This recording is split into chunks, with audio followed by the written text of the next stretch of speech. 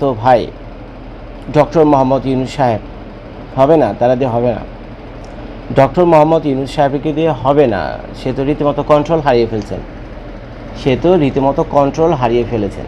বাংলাদেশের যে পরিস্থিতি, পুলিশ আমার কথা শুনে না, সেনাবাহিনী আমার কথা শুনে না, সাধারণ জনগণ আমার কথা শুনে না, বিভিন্ন সংগঠন আছে বাংলাদেশে, এরা আমার কথা শুনে না, ইভেন বাংলাদেশে পশু প্রাণী গরু ছাগল মুরগি যারা আছে তারাও তার কথা শুনে না। তো ভাই কেউ কারো কথা শুনে, সেনাবাহিনী না এনসিপির কথা শুনেছে, না ডক্টর মোহাম্মদ ইউনূসের কথা শুনেছে? সেনাবাহিনী শুনেছে সেনাবাহিনীর কথা। তো যার ফলে স্পষ্ট বোঝা যায় সেনাবাহিনী এবং বাংলাদেশ গভর্নমেন্ট ডক্টর মোহাম্মদ ইউনূসের দলবল এবং সেনাবাহিনীর দলবল পরস্পর মুখোমুখি দাঁড়িয়ে গেছে। তো এইসব সবারই স্বপ্ন ছিল যে ডক্টর মোহাম্মদ ইউনূস দেশটাকে ঠিকঠাক করবেন, একটু ইউটার্ন করে একটু ঘুরে টুরে দাঁড় করাবেন, সন্ত্রাস বদমাইশি চুরি দুর্নীতি লুটপাট এগুলো আপাতত কিছু সময়ের জন্য বন্ধ করবেন।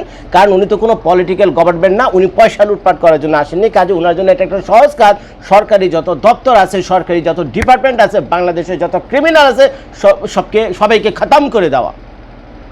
সবার জন্য একটা আতঙ্কের নাম হতে পারতো ডক্টর মোহাম্মদ ইউনূস। বাংলাদেশের পয়সা করে লুটপাট করে সব বিদেশে পাচার করতেছে, বুঝছেন? এদের সবাইকে স্টপ করতে পারতো, সবাইকে স্টপ করাতে পারতো ডক্টর মোহাম্মদ ইউনূস। যেহেতু উনি কোনো পলিটিক্যাল গভর্নমেন্ট না, উনি একটা ইন্টারিম গভর্নমেন্ট। উনি না দল বুঝে, না ধর্ম বুঝে, না কিছু বুঝে। উনি ওনার মতো কাজ করতে পারতেন, কিন্তু একেবারে প্রথমে এসে উনি আমাকে সত্যানাশ করে দিছে। উনি ওনার যত ব্যক্তিগত স্বার্থ আছে এইগুলো সব কেমনি ফিলফিল করা যায় এইগুলো নিয়ে উনি নানান রকম অনৈতিক কর্মকাণ্ডের সাথে ইনভলভ হয়ে গেছে, যেগুলোর সাথে ওনার চরিত্রের ক্যারেক্টার যায় না। তো এগুলো যখন উনি শুরু করছে, বাকি লোকজন তো সবাই দেখছে। তো তখন ওনার যত সাঙ্গপাঙ্গ ছিল, উপদেষ্টা ছিল, ওনারা বলছে তাহলে আমরা চুপ থাকবো কেন? প্রধান উপদেষ্টাই এদিক থেকে দুধের সর খেয়ে ফেলাইতেছে উপর থেকে, তো আমরা বাধ্য লাগাও লুটপাট। তো সবাই যখন লুটপাটে ব্যস্ত, তো আর কি করবে সেনাবাহিনী? সেনাবাহিনী তো অবাক হয়ে দেখলো যে এটা বলে একটা বিপ্লবী সরকার। এই হলো বিপ্লবী সরকার। এত শত শত পোলাপানের মৃত্যুর ওদের ইসের উপরে, লাশের উপরে দাঁড়িয়ে রয়েছে যে সরকার এসে যখন এগুলো করে, তো সেনাবাহিনী কি করবে, পাবলিক কি করবে, আর অন্যান্য ছোট বড় পলিটিশিয়ান যারা আছে এরা কি করবে?